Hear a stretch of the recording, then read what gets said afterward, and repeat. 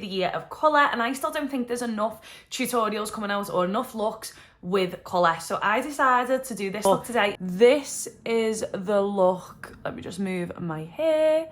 This is the look right here.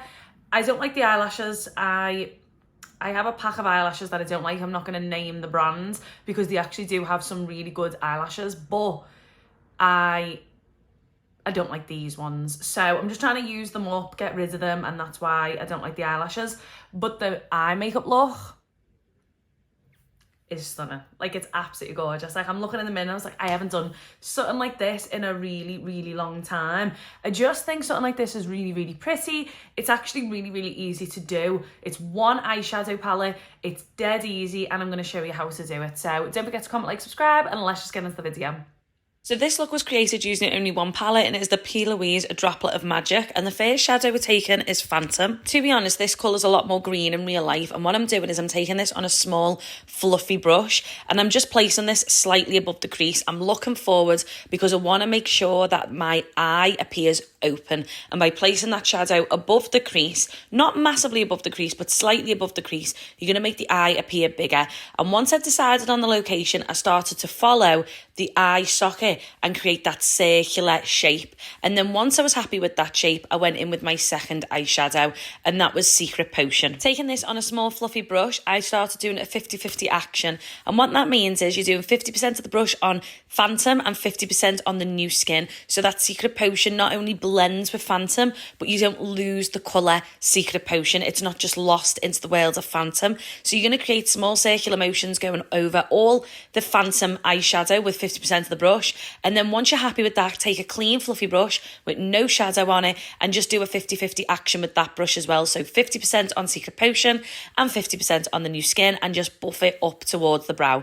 Then you want to repeat the process. Now, before this little bit, I did add a little bit more Phantom, then I went in with Secret Potion, then I went back in, as you can see here, with Phantom, buffed that in, went back in with some more Secret Potion, and just went between the motions until I was happy with the amount of product. You want to go through all the motions again, because what that's going to do is it's going to ensure that every single colour is seen. You're only using 2 colours here, so it's a lot easier than when you're using 3 or 4. So as you can see, I was finally happy with Phantom, went in with a little bit of Secret Potion, then I went in with a fluffy brush, and then once I'd done that, I went back in with some more Phantom, back in with Secret Potion, and back in with the fluffy brush. Helps basically create a beautiful rainbow of the colour, and so you don't lose any eyeshadows. So as you can see, I went back in with some more, even more. It depends what I could see in the moment, but the best way to do it is do Phantom Secret Potion, fluffy brush, Phantom Secret Potion, fluffy brush, and just keep going over it and over it until you look at it and think, that is absolutely perfect. And what you can see as well is that fluffy brush is just diffuse Secret Potion up to that brow without having to use another colour. So next we went in with Web of Lies. When I say I am in love with this eyeshadow, I can't even begin to explain how in love I am with it. It's just absolutely beautiful. It is a gorgeous bottle green shimmer eyeshadow. Goes on like an absolute dream, blends absolutely perfectly and seamlessly. I took a very small fluffy brush, buffed it into Phantom, and then went in with Phantom like we did before. Then I went in with Secret Potion, and then I went in with the fluffy brush. You want to make sure you're going through them layers again. If you add a new eyeshadow, you need to go back through the process every single time. No matter what you do, go back through all your shadows and make sure you don't lose any of them, because not only are you making sure that Web of Lies blends into Phantom, you're making sure that Phantom still blends into Secret Potion, and you're making sure that Secret Potion is still diffused up towards the brow. So once I was happy with that, I was going to leave it, and I was going to pop a little tiny bit of like a light green highlight in the inner corner of my eye, and I did it and thought, this needs more. It just needed something extra.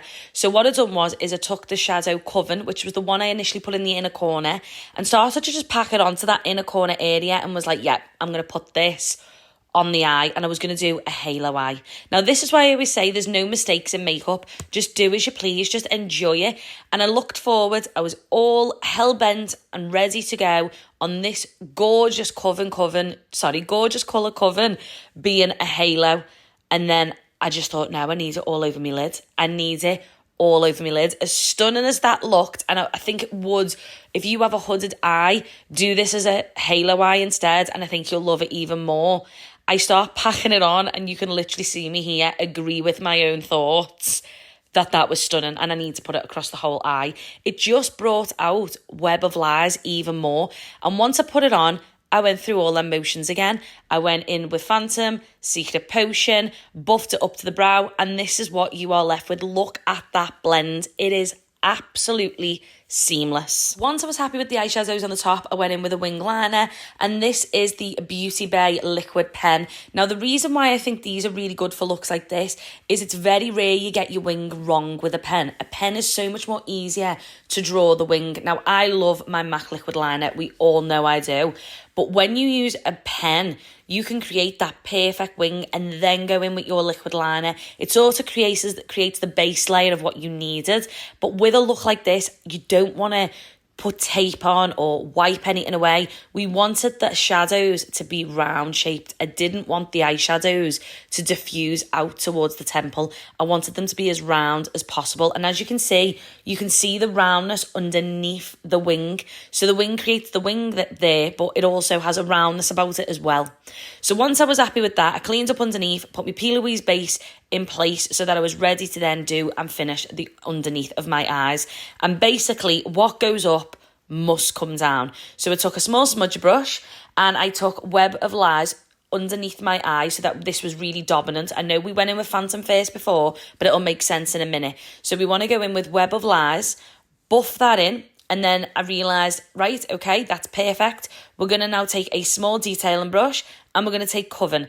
This brush wasn't good enough for Coven. I needed way more pigmentation. So I picked up the smudger brush again and went over Web of Lies with Coven on the same smudger brush, and it created the exact same shade as on top of the eye. Once I was happy with that, small little pencil brush, and we pick up Phantom, and then we start to buff Phantom out into the two shadows we've just done. And then once we were happy with Phantom, you're going to go in with Web of Lies on a small fluffy brush. Exactly the same. What's on the top is underneath. It's just diffusing out the opposite way. So you're just doing it from waterline and outwards. And look at that. Absolutely stunning. Little bit of black gel liner onto the waterline, and then all you're going to do after that is tight line your waterline. So I took some of the black eyeshadow that P. Louise does in this palette. Any black shadow would be fine, but this one is called Black Magic, and just look at the little pressing. Look how detailed it is with the little pentagram and everything. I just love it. Tight lines me waterline, can't get my words out. Took a hint of Witch's Brew and popped it in the inner corner, popped some lashes on, and this eye look is complete. And that is the finished eye look. Obviously you can do your base any which way you want. This is just about the eye look itself. I didn't want to add in the skin part. If you want me to, I can do that in another video if you do prefer seeing how I do the skin and everything like that. Like, it's weird seeing a 2016 brow on me. It is very weird. I done a 2016 brow today, and it's amazing how when I do tint my eyebrows, how much I can cover quite a lot of my hairs because they are so fair. But do I love the 26 brow? I think with an eye look like this, you do need more of an arch. I'm not as fussed on an eye look like this on me if I have a fluffy eyebrow. I feel as though when my eyebrows are too fluffy, it takes over the eyeshadows. Whereas, sorry, I am watching the Liverpool Man U game as well as doing this. But whereas when you've got more of an arch brow, it just lifts and creates more space. So nothing's bringing it down, everything's taken up, and you need that when you're doing colour. But yeah, this is the finished eye look. I will link everything down below. I will even link what I used on my face just so you can see what products it is. Really easy and really budget friendly. A lot of the products, I think only one is really, really expensive. But yeah, that's this look. Thank you so much for watching, guys, and I'll see you next time. Bye.